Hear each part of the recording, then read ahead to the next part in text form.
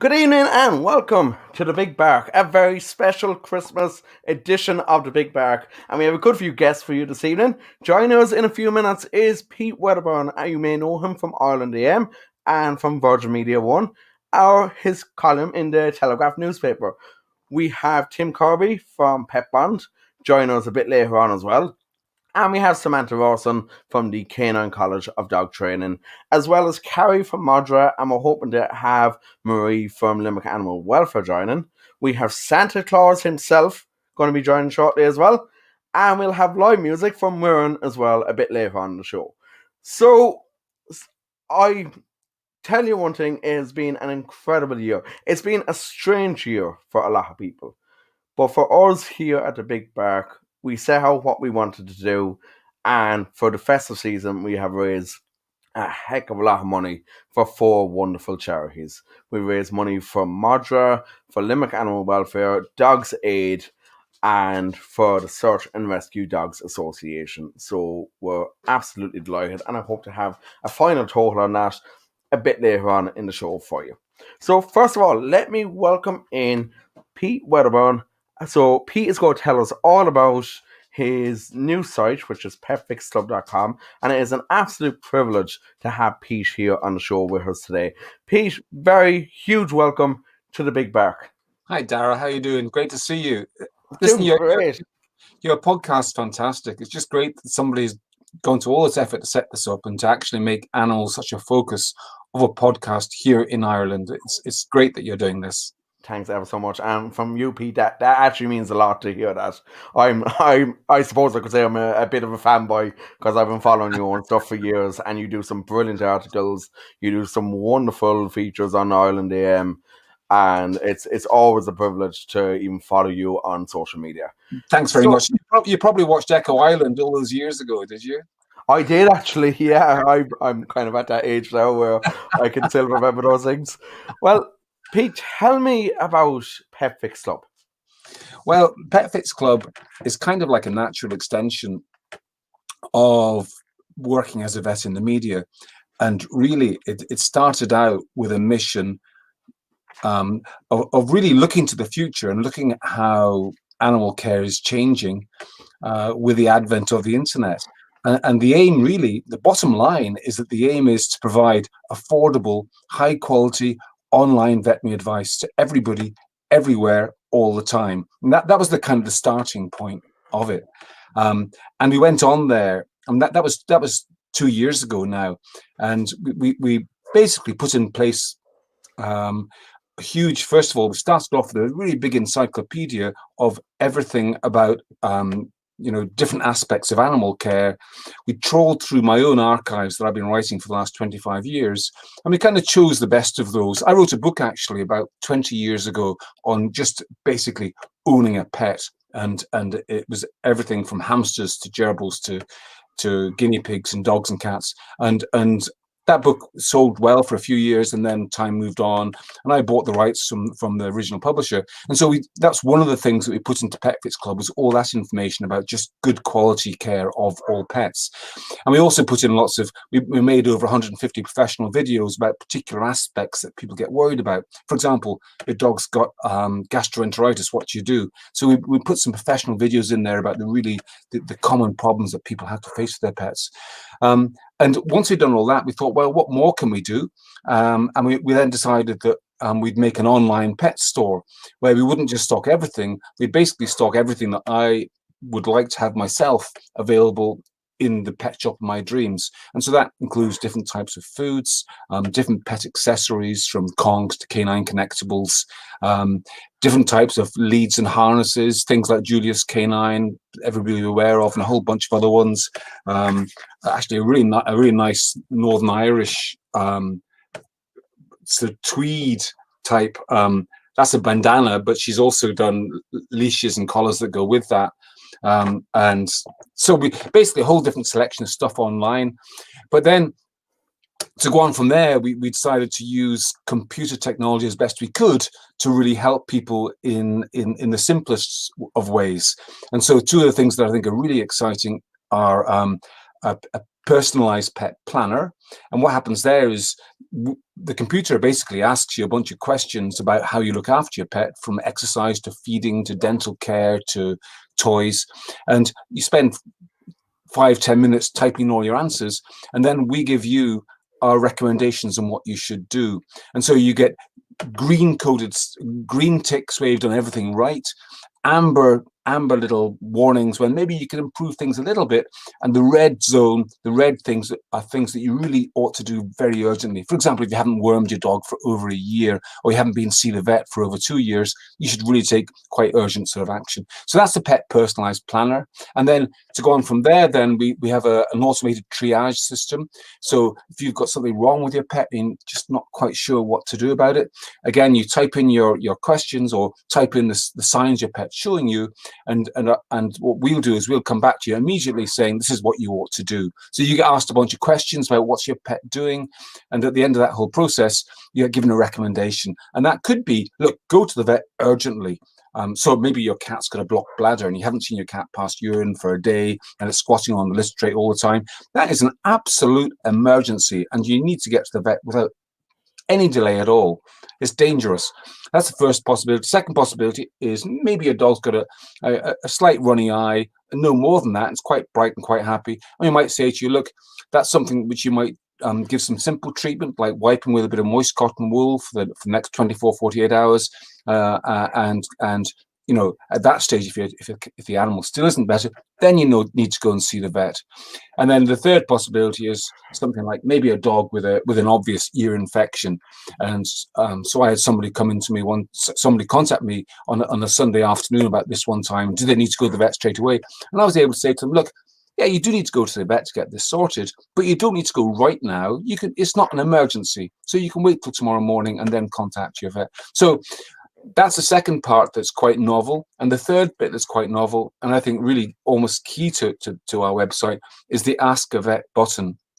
And what that means is you click on a button and you then can type in a message of something that's bothering you about your pet. You can send a photograph or a video, and myself or one of my team will get that message immediately, and we'll get back to you as soon as we can. So again, it's just a way of giving people personalized, individualized advice from a vet very, very promptly. Now, it's not the same as going to see a vet. It's not the same as having a hands-on consultation. We can't make diagnoses, but we can give people, really good general information. And my aim is really to help pet owners be empowered. I've always thought that veterinary medicine, a bit like human medicine, can get a little bit sort of, can confuse people because it can be made to seem so complicated. Whereas in actual fact, it's really, it's at many levels, it's common sense, and it's about giving people the benefit of my training and experience to help them deal with their pets in a really effective way on their own. And I said that I would tell people when they can go to the vet, but one of the situations that I've already had to deal with is there was somebody contact me from Bangladesh because their little cat had really a very bad dose of diarrhea, and their other cat had already died of this diarrhea, and they couldn't get to a vet because of where they live. And what could they do? So I was able to say to them, listen, I'm not sure what's wrong with your cat, but the most important thing with any case of diarrhea is to make sure you maintain the fluids. So keep giving your cat plenty of oral fluids and nurse them well, keep them warm and stay with them. And she then kept in touch with me over the following couple of days, and her cat made a really good recovery. So that's a kind of example, extreme example of how I think online can now really help people an awful lot. And do you know, Pete, the thing about it is, like, especially the year we've had with the COVID lockdowns and looking like we're going into one again probably after Christmas, but especially now with that, you have like this brilliant resource online now, so you can first of all like go to PerfectSlob rather than going to the vet straight away. Obviously, if your dog or your cat is in a real dire stage, like everyone's recommendation would be to see your vet immediately. But it's a great resource to have, and like to my knowledge, there's been nothing like this in Ireland before. I actually don't think there's anything quite like it in the world. I think it's a world first in that sense. You see, people can sign up for free, okay? So you can get a month, 30 days, no cost at all. That gives people a flavour of what it's like. But after that, we ask people to pay €5 a month, or $4.99. And for that, then they can ask the vet as many questions as they want. As well as, I've only really touched on what we have there. Those are the main things as far as I can see. But we also have an online community, so people can share photographs and they can, have discussions about different aspects of pet care. And we also have a list of services. So people who run boarding kennels or dog training or animal behavior stuff or anything at all connected with pets, they can have listings there. So, and it's all geolocated. You see, there's an awful lot you can do online nowadays. Computers are just such remarkable tools. And the idea is that we're using those tools to give people the best experience they can for themselves and for their pet. That's what it's all about, really. And it is amazing. I mean, how things have changed in the last just 10 years. People they have a computer everywhere on their phone, and why not use that to the best they can? Exactly. And like, you look at how much things are changing again, even in the last couple of years, with artificial intelligence really taking, and machine learning really taking a major It role is.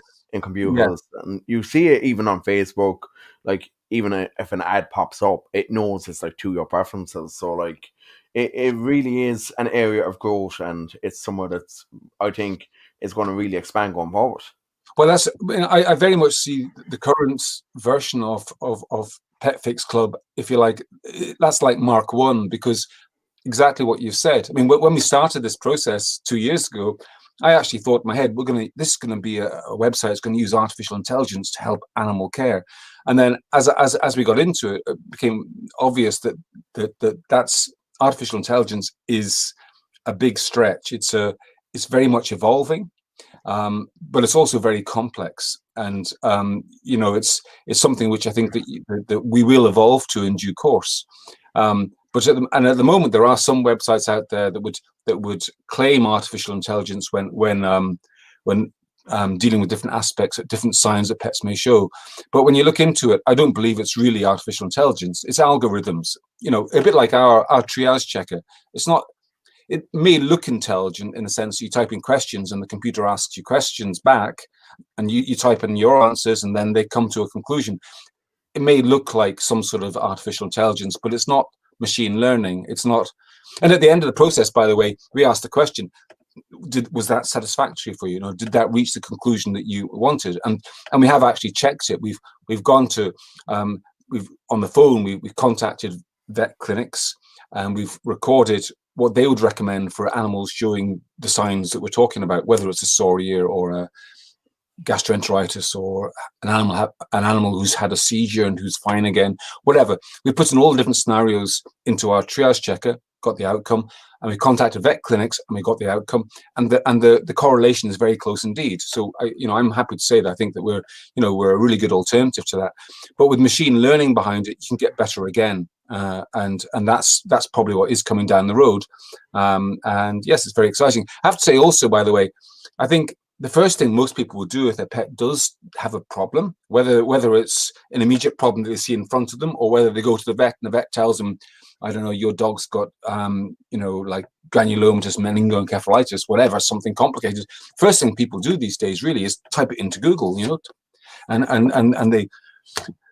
For me, the results on Google are terrible, because they basically, you get told really one of two main things. First of all, you may be told the very worst possible outcome. So your dog has had a seizure and it seems fine again, and you'll get told your dog may have some terrible untreatable tumor, or it may have a bizarre meningoencephalitis of some kind caused by some sort of fungus, and you learn these things and it fills you with fear, whereas it really isn't that complicated. Most dogs that have a seizure, for example, are very, very treatable and go on to very, very normal lives. That's one example. So first of all, you discover the very worst things, but the second thing is you often get given advice from websites which are high in the Google rankings because they've engineered that to be the case.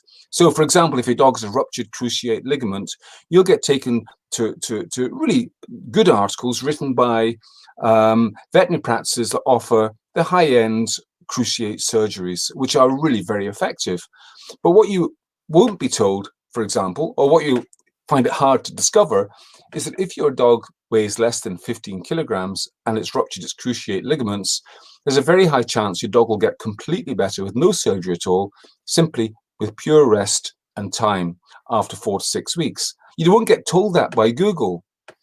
And so, my aim with Pet Fix Club is to give people trusted advice when they have those sorts of situations, so they can come to us and know that they'll be given the benefit of knowledge and experience from vets who have been that soldier on the battlefield of pet care. And they know that not everybody's going to pay for MRI scans and CT scans and titanium implants. And they know that there are alternatives to those things. That's fantastic. Listen, Pete, I'm going to come back to you in a small while. I want to bring on our next guest here, and that is none other than, let me see where my mouse is. My mouse likes to disappear on this laptop. So I'm going to bring on our next guest, and that is Santa Claus himself. Oh, Santa. Hello, Santa. Hello. Santa, how are you doing? Hello, how are you doing? Doing very well. I'm doing very well. I'm quite busy. I've just been out feeding the reindeer. And the reindeer, it's hard to feed them at this time of year, because what reindeer love is they love digging their snout in the snow and digging out little funguses from the roots of the trees. And the snow is getting quite thick now. So I have to help them. I have to shovel away the snow so that they can get at their favorite food. Oh, reindeer, I suppose, are as close as I come to pets, although I do have one husky. He likes the cold here. Lovely, Santa. And Santa, it's been... How are you doing? Have you been good? Yeah, it's been a very strange year, Santa, hasn't it? It has been a very, very strange year. It hasn't been so bad at the North Pole because we're a little bit isolated and not too many people come to visit us. So the COVID hasn't affected us, but the rest of the world has been very, very bad. It will be good when this year is over, and I'm hoping when I go around the world, I will drop a little something extra into all those people who've been working to give us a vaccine so that we can escape this and have a better year next year. That's fantastic, Santa. And tell me, are you looking forward to Christmas Eve? Well, am I looking forward to it? That's an interesting question. I enjoy it, but it's hard work. I have so many houses to visit that night. Oh, I will be exhausted, and my white beard will be black from all the chimneys. I look a bit like you, Dara, with the black beard. Yeah, this is a side effect of lockdown. I'm getting a bit big for the chimneys too. Sorry? The beard is a side effect from lockdown. Oh yes. We all forgot to shave. I've been forgetting for 800 years now. Mrs. Claus keeps saying to me, she says, Santa, don't forget. And I say, Mrs. Claus, I will not forget. And then I remember I forgot to shave again today. Some year I'll surprise her and I will shave it all off. I hate to think what I'd look like under this. Have you had many? Have you had many requests for presents from doggies and kittens around the world? Well, I've had some. Most dogs have quite simple needs. They love affection, and I think if a dog is in a happy home, the dog doesn't even want anything. So dogs are very, very easy. Now, cats are a little bit different. Cats are quite demanding. You know what they say. Dogs have owners, cats have servants. But dogs, I find, as long as you make time for them, that's what a dog wants. And I know when I come down the chimney, often, especially people who have small little dogs, they yap a lot. And all you have to do is give them a little bit of attention, and then they calm down completely. But I do like some doggy treats. Now, I know my husky, I have a husky, and I know my husky loves the bacon-flavored treats. And I know a lot of dogs like those. The one thing I avoid, though, is I never, ever give a dog anything with chocolate in it. And even the things that are safe for a dog, you don't want to give a dog a taste for the chocolate, because chocolate is not good for dogs. Chocolate is for Santa, not for dogs. And I suppose for me as well over the last 5 months. Well, you've been good the last 12 months. I do know that, and I think when I was young, I think I was about 840. I remember you asked for a bike one year, and I think I forgot to leave it there. So I think you've been good enough this year that I might consider giving you a bike. Would you have any place to cycle though? I'll If they find lock someone down like the that. country again, I could give you a stationary bike and you could cycle in your own room. I might need that in January, all right? Well, listen, You Santa, might. Santa, thank you so much for joining us this evening. I know you have a lot of work to do this evening and over the next few days, and everyone will be in bed on Christmas Eve for you, Ollie. Oh yes, fast asleep. And no snoring. I know a lot of people snore and it scares the reindeers. You land on a roof, you hear the snoring, you think there's a bear down there. And the reindeers sometimes have flown off the roof. And I've come up the chimney and I've been looking around and nobody to bring me to the next house. So make sure no snoring, fast asleep. And if you want to leave something, a carrot is always appreciated for the reindeer, and a glass of milk and a cookie for me. And sometimes near the end of the run, a glass of whiskey. And then I can let one of the elves drive the sleigh. They don't touch the whiskey. Santa, listen, very happy Christmas, and thank you for joining us on the Big Bar. It's been a pleasure, and a happy Christmas to everyone. And more importantly, a happy new year to everyone. Bye-bye. Bye, Santa. Bye-bye. That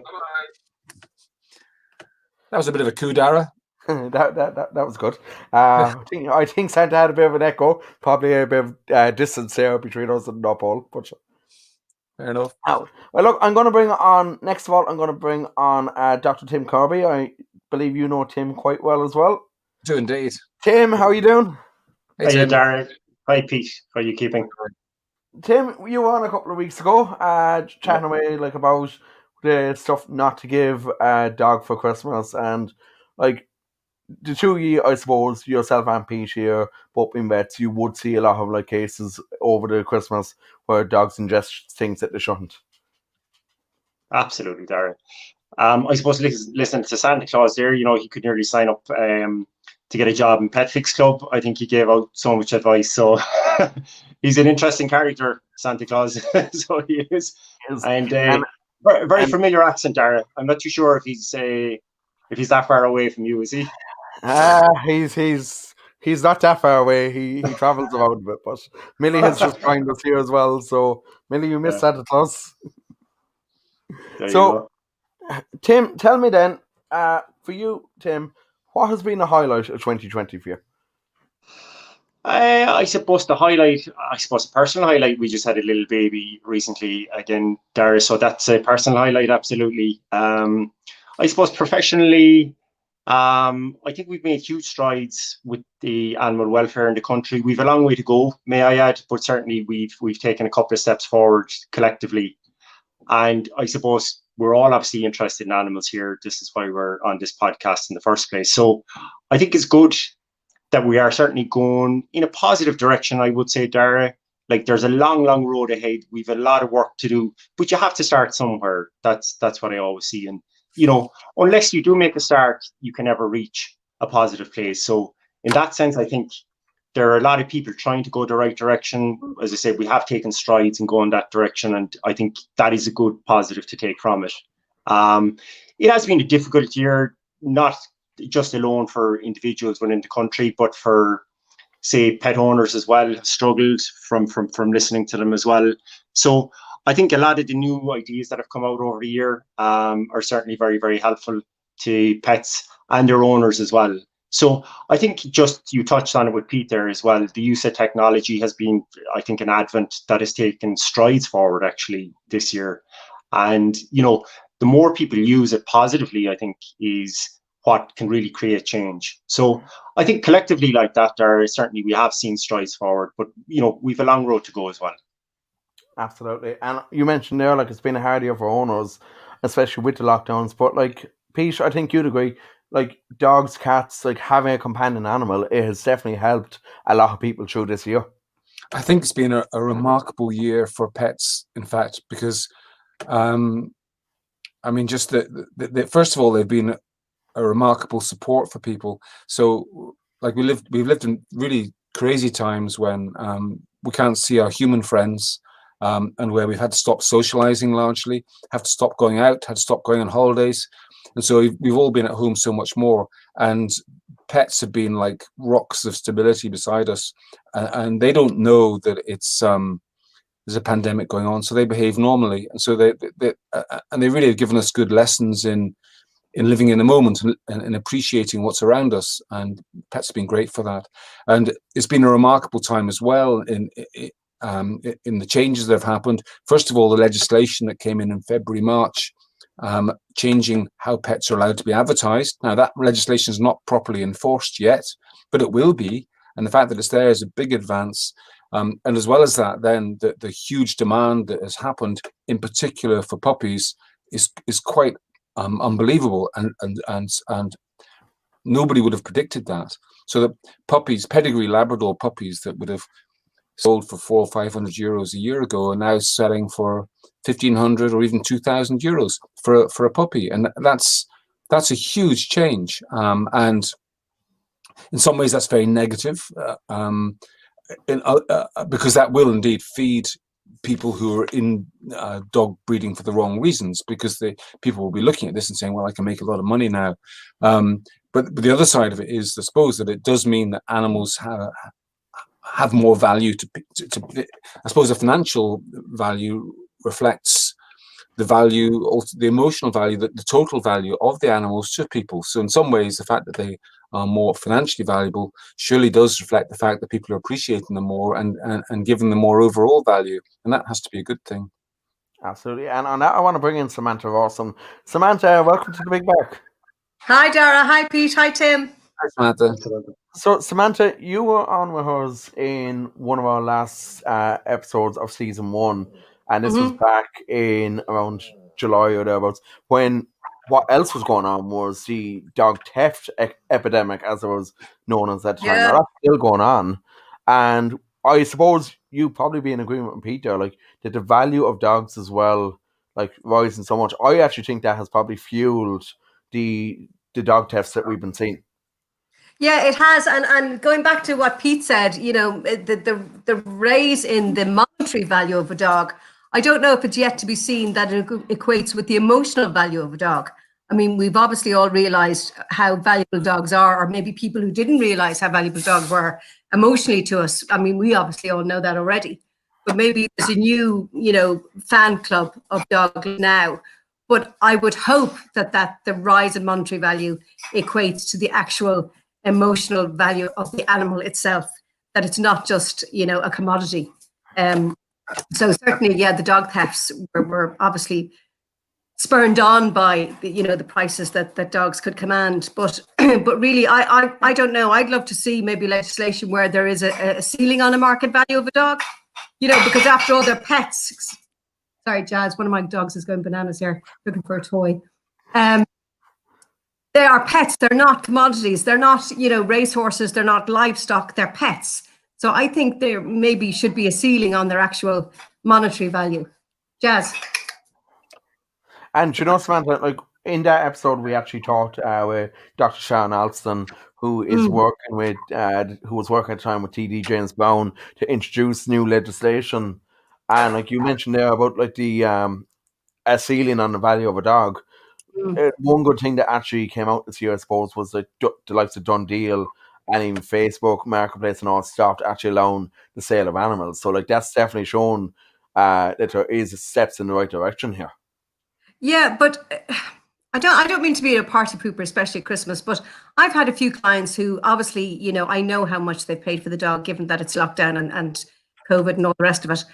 And then they kind of say to me, oh God, I hope I'm not supporting puppy farming. Well, I'm sorry, you probably are, because good breeders don't command that kind of money. Good breeders have a waiting list. So if you've gone out and recently spent an extortionate amount of money on a dog, I'm sorry, there's a high probability that you are supporting puppy farming.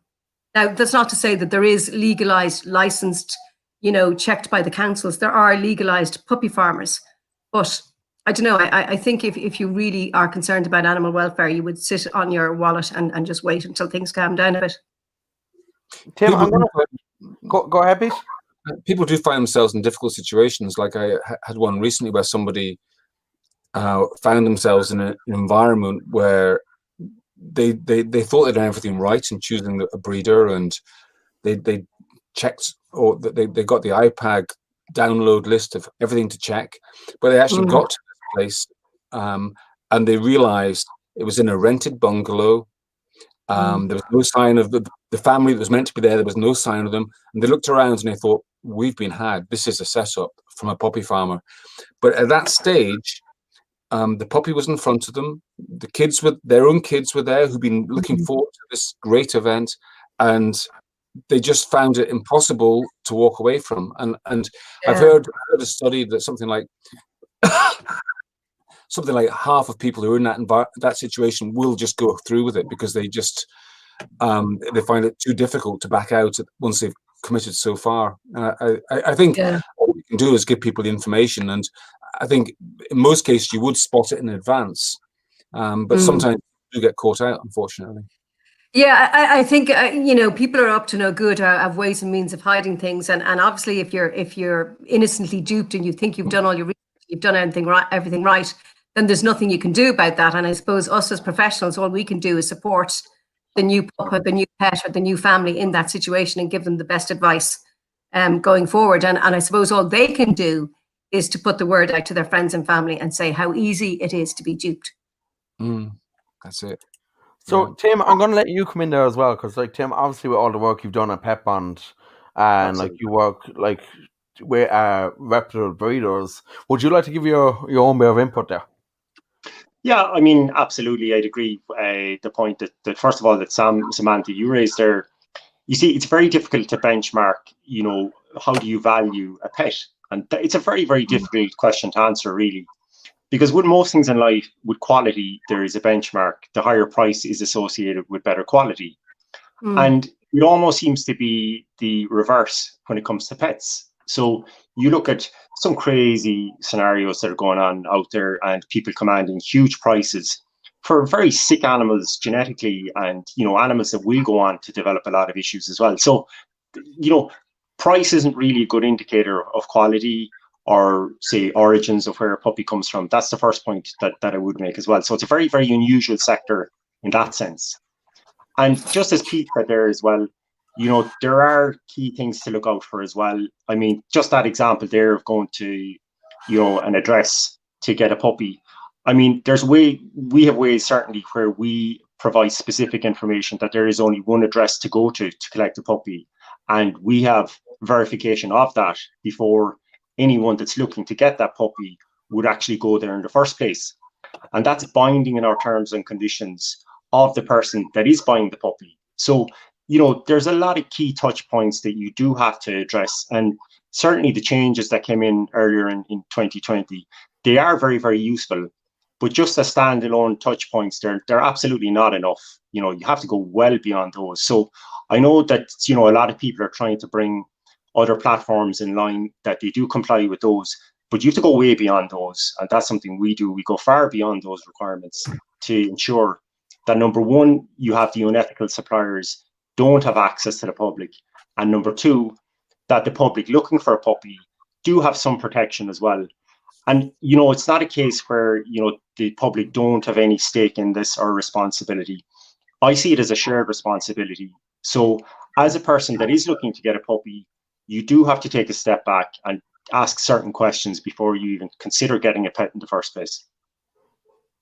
Okay, very good. Well, just on what you do in PetBond, obviously, I think everyone will agree there's loads of dogs and loads of animals in general looking for homes from different shelters. So what I'm going to do now is I'm going to bring in our next guest there. It's getting a bit packed in here, but I want to welcome Carrie there. Carrie, how are you doing? Hi Clara, how's it going? Very big welcome to the Big Bark. And Carrie, you probably know most of the people here.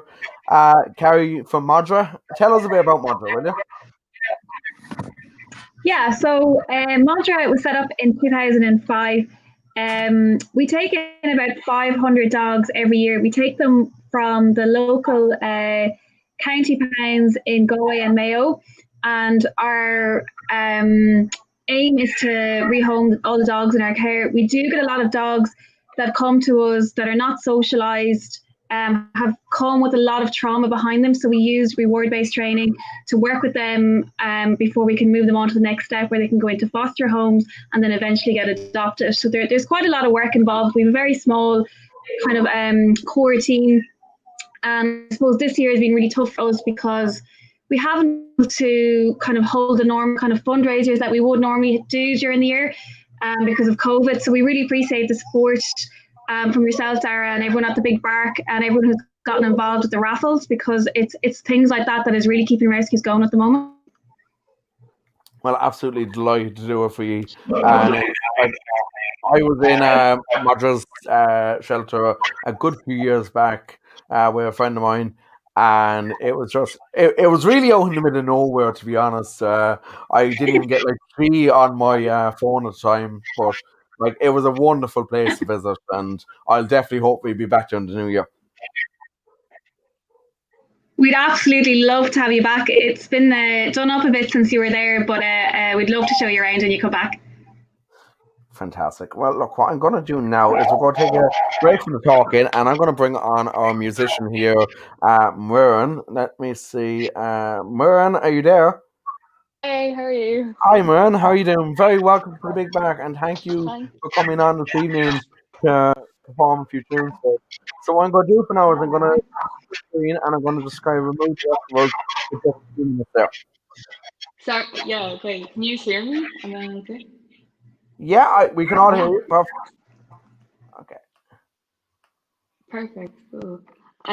So I'm just gonna sing 2 songs for you guys. My name is Muireann. I'm from Dublin, and I just want to say thank you so much for having me. I know it's hard to get gigs during COVID, so thank you for having me on and let me play. So I'm gonna play 2 songs for you now, and the first one's an original, and then I'll move on to the Christmas songs. So this first one's called "I Do Better," and it's kind of about during COVID, no one's really liked being alone the whole time, but I love it. I'm one of those people that loves being by myself. Like, I'm not mad about people in the nicest way possible. But yeah, so this is called "I Do Better." Should I be in love at this point of my life? Or should I at least know where I'll end up? Should I have my future planned, or at least the next few months? I don't even know what I have for lunch, and don't tell me your name, oh, I won't remember. Don't tell me your mistakes, so I won't forget them. And if I wanted to change, I could go and get it, but I'd rather be alone. I do better when I'm on my own. I do better when I'm on my own.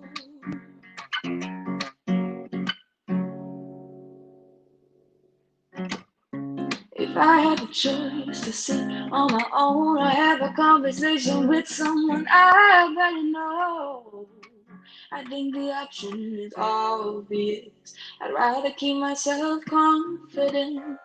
And don't tell me your name, no, I won't remember. Don't tell me your mistakes, so I won't forget them. And if I wanted to change, I could go and get it, but I'd rather be alone. I do better when I'm on my own. I do better when I'm on my own.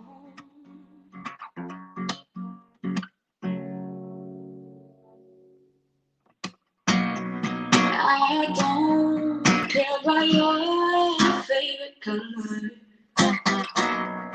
I don't wanna know if you're going to get bad. I don't mean to come off as rude or self-centered, but But I leave a room with an empty mind and still feel just as bad. And don't tell me your name, oh, I won't remember. Don't tell me your mistakes, oh, I won't forget them.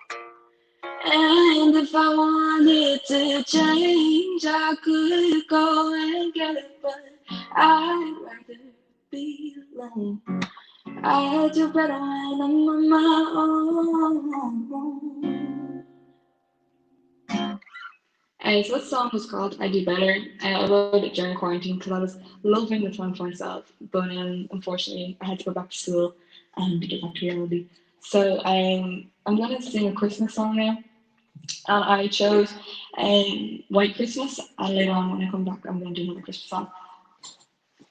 So this one I chose because my mom, I had a choice between my mom and my dad's favorite Christmas song. I took my mom's one because it was easier to sing. My mom's favorite Christmas song, she said a while ago, was White Christmas, and my dad's was Drummer Boy, the David Bowie version. So I like this one. So I hope you like it.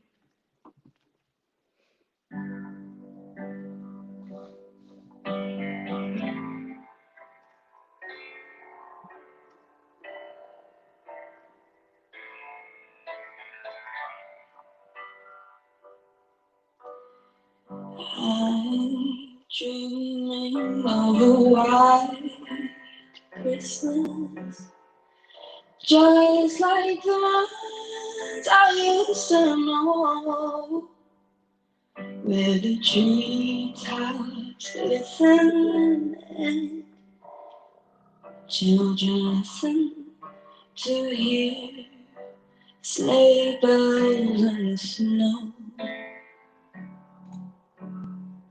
I'm dreaming of a white Christmas with every Christmas card I write.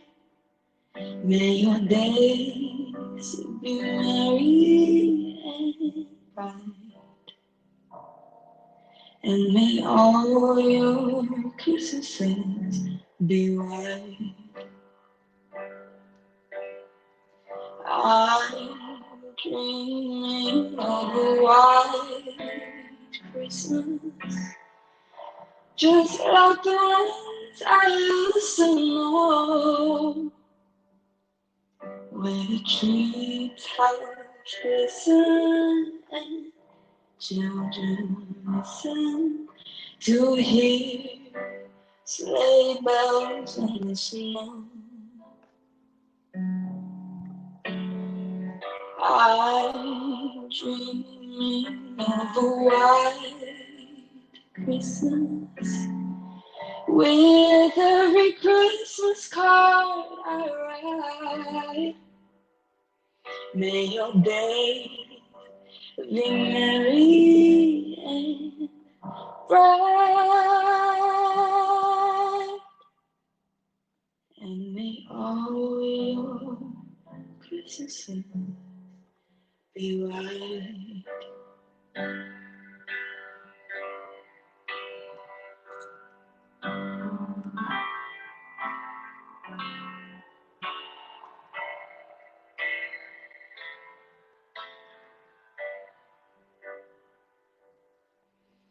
May your days be merry and white, and may all your Christmases be white. Thank you. So that was White Christmas. And if I'm not sure what the time's like for you guys, if I have time to do another song, or I can let you guys get back to talking because it's very interesting. I think I have. There's someone popping on there. Muireann, if you don't mind, what we might do is, if you're free to hang about, we might have you actually sing out at the end of the show. Yeah, perfect. Yeah. Perfect. Okay. Well, look, Right. we only have another few bits to do. We have the raffle left to do, and just kind of to wrap up as well. So we'll put you backstage for the time being, and Perfect. we'll talk to you shortly. Thanks, Muireann. Thank you. Thanks, Muireann. Brilliant voice. Well done. Thank you. Okay, let's bring back our guest here now. Guys, welcome back.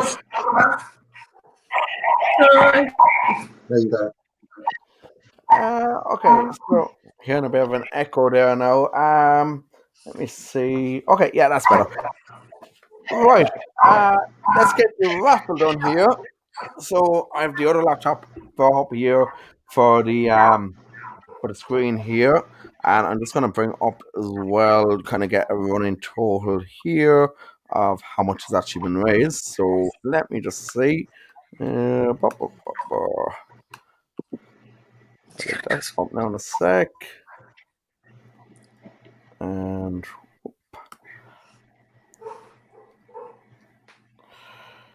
okay. Stripe would be the easiest way to do that now. Okay. So the total funds that we raised, I'm not sure. Let me just see who is. Let's see who has a bit of noise there. Carrie, I'm just going to mute you there. It's not Carrie. Hold on a sec.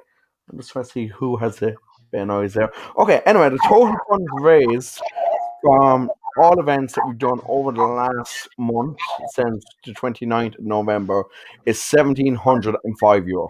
Wow, well done. So those funds go between MADRA, between Limerick Animal Welfare, Dogs Aid, and the last charity is the Dutch Dogs Association. So we're delighted with the response, and thank you to everybody who has actually pitched in over the last month. And Carrie, special thanks to you for being so great sharing it as well over the last month. I'd say you must be nearly tired of all the social media posts by now, but thanks so much for all that. And It's totally worth it. Thank you. thanks to all the other charities. Thanks to Marie O'Connor. Marie couldn't join us from Limerick Animal Welfare this evening. She got held up.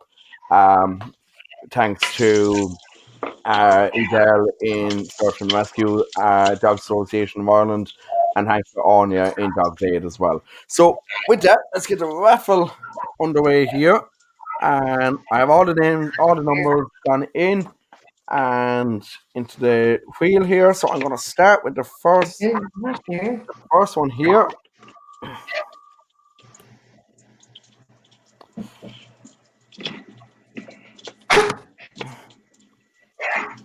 Okay, so our first number, I need to document these two. Our first number is 139, and that is for the bottle of red wine. So let's see. Wine. Next up, what do we have?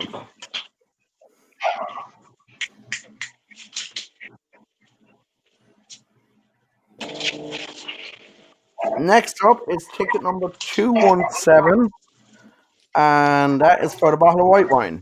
It's a dog fest. Look, it's a dog fest. There you go. So what we next? Next up, we have the Murphy Richards Spiralizer, and the winner of that is. Let's see. I'm gonna spin this thing again here. Okay. Next up, Murphy Spiralizer. What number is this?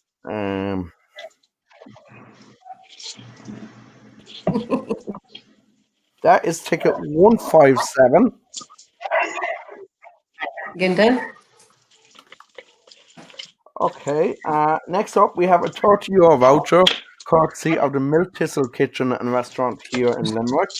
So if anyone wins is down that way, it'd be a great one to win. Twit. And that goes to ticket number 171. So let's see. I'm gonna get. Really? Give me a moment before I get pen off here.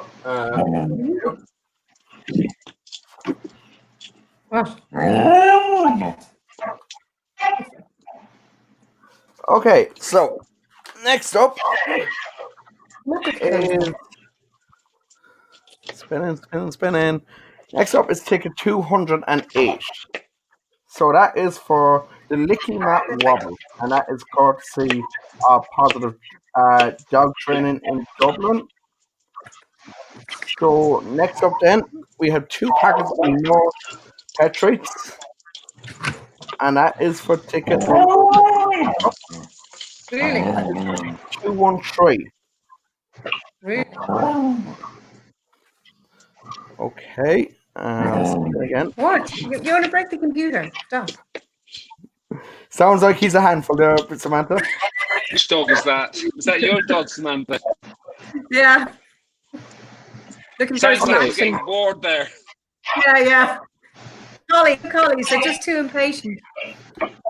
Next up, we have the 100 Mutt Mitts, and that is ticket number 104. What? What are you talking about? Okay, next up we have a selection of training goods. That includes, includes a nice bag there for your belt, and it includes the dog lead as well.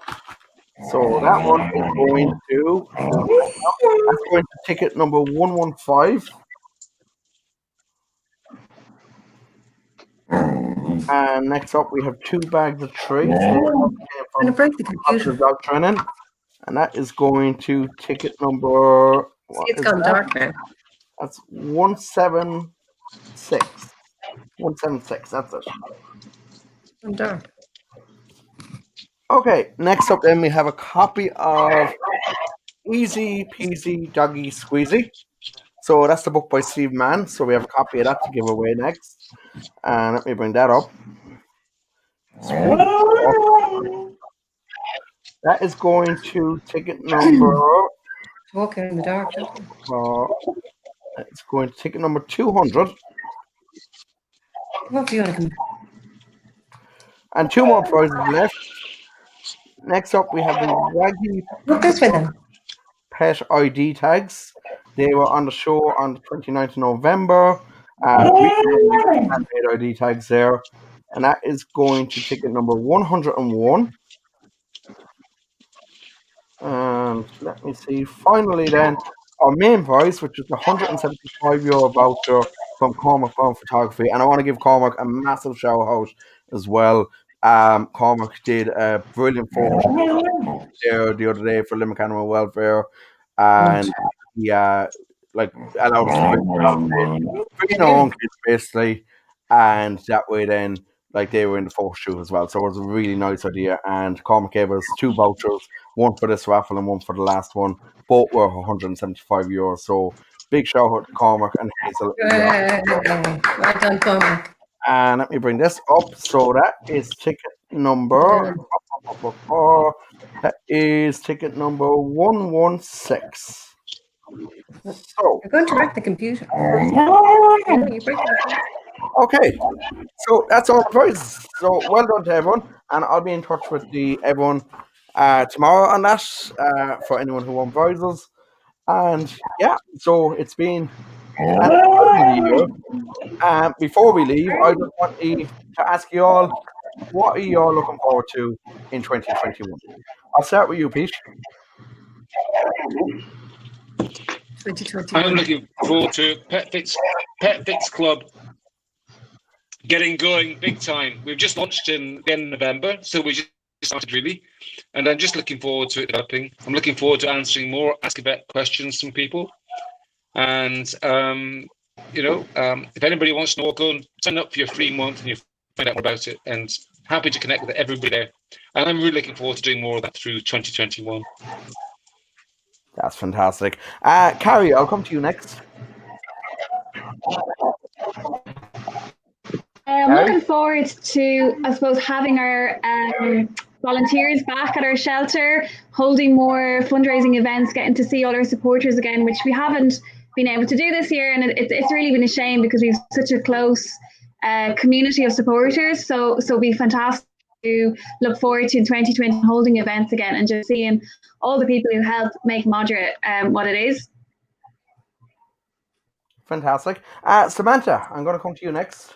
I am looking forward to helping dogs and owners, but I'm really looking forward to getting to a dog show or a dog event or a country show or some outdoor event where there are lots of animals. I'm really missing the dog shows and the dog people at the dog shows. Fantastic. And Tim, I'm going to come to you. I think, Dara, what we like most is just to get back to whatever normal is. So just get over this COVID hump, just see people coming back to normality and doing the very simple things that we enjoy doing. I think that highlights how precious they actually were at the moment. Fantastic. Well, look, on behalf of myself and I suppose my two canine co-hosts, one of whom is sound asleep there. I don't know if you can see her. She's sound asleep on the chair. Millie is there. But I just want to thank everyone who has been so generous with all the spot prizes that they gave us this year. I want to thank everyone who has bought tickets, not just for this event, but for the Santa Claus days, for the last raffle that we did, and all over for Christmas, and everyone who has tuned in throughout the year, and all of you guys as well, to all our guests who have been on. It's a pleasure to have so many wonderful people working in the canine industry on with us each week. Thank you, Dara. It's been great. And I'm going to bring back in Thanks, Muireann Dara. there now. And guys, a very happy Christmas to Dara. you all. And I'm going to have Muireann now sing us out. And I just want to take this opportunity to wish everyone that's watching and who has watched us a very happy Christmas and a really fantastic 2021. And hopefully this COVID thing will just like go off that way somewhere and leave us all be, and we can get on with our back to our normal lives. Hey. Thanks, Dara. So, from all of us here at the Big Bar, very good night. Thanks, and guys. Muireann, Thanks I'm a going lot. to leave you sing out the show.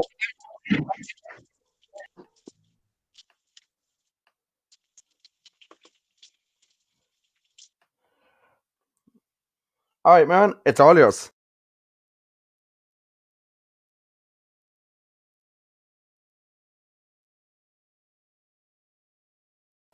Muireann, I can't hear you there. You're actually on mute, I think. Can you...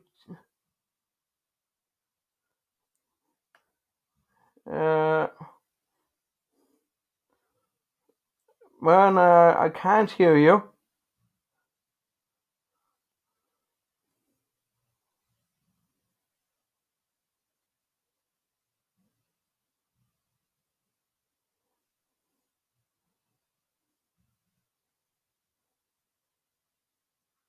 Still not hearing you there.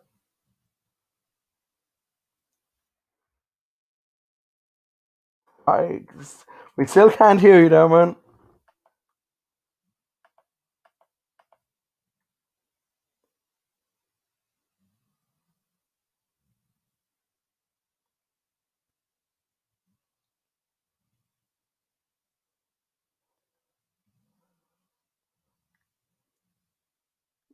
Still nothing.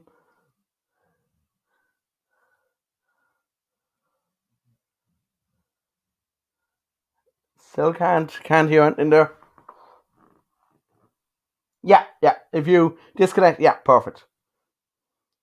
Okay, so Muireann, just have a couple of techie issues there, so it'll just be another minute. I'm gonna just kind of maybe waffle on a bit there. If you didn't get a raffle ticket number, I had one or two people say that. The raffle ticket numbers were actually, for anyone who bought today, were automatically entered. And yeah, so everyone who bought a ticket went in today. And let's see now, have we got Muireann there now? Muireann. Can you hear me now? I can hear you now. Perfect. Well, look, listen, thank you again for joining us. And I'm going to leave you sing up the show. And a very happy Christmas to you and to your mother, both of you who were in contact with us the last few weeks, and to all your family as well, man. Thanks a million. Happy Christmas to you too. Cool. So I'm just going to sing one last song.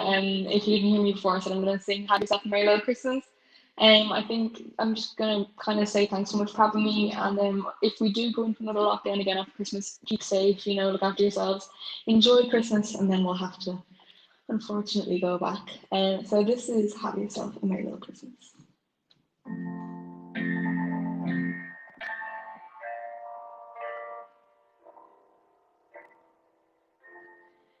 Have yourself a merry little Christmas. Let your heart be light. From now on, our troubles will be out of sight.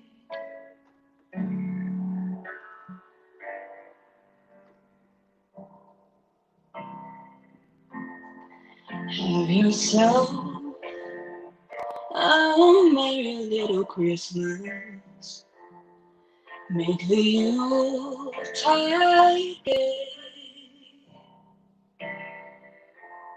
Next year, all our troubles will be miles away.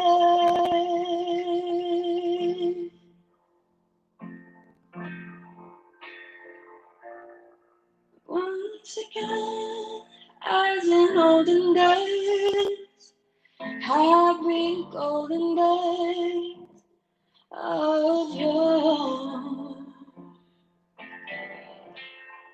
Faithful friends who are dear to us will be near to us once more. Someday soon we all be together. The fates allow. So hang a shining star upon the highest bough,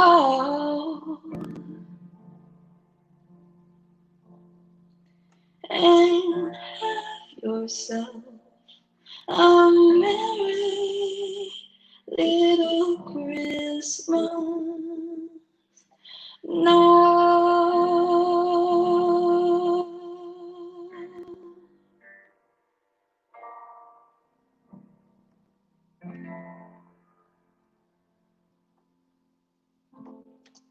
Cool. So that was Have Yourself a Merry Little Christmas, and thank you so much for having me. I hope you guys have a really nice Christmas.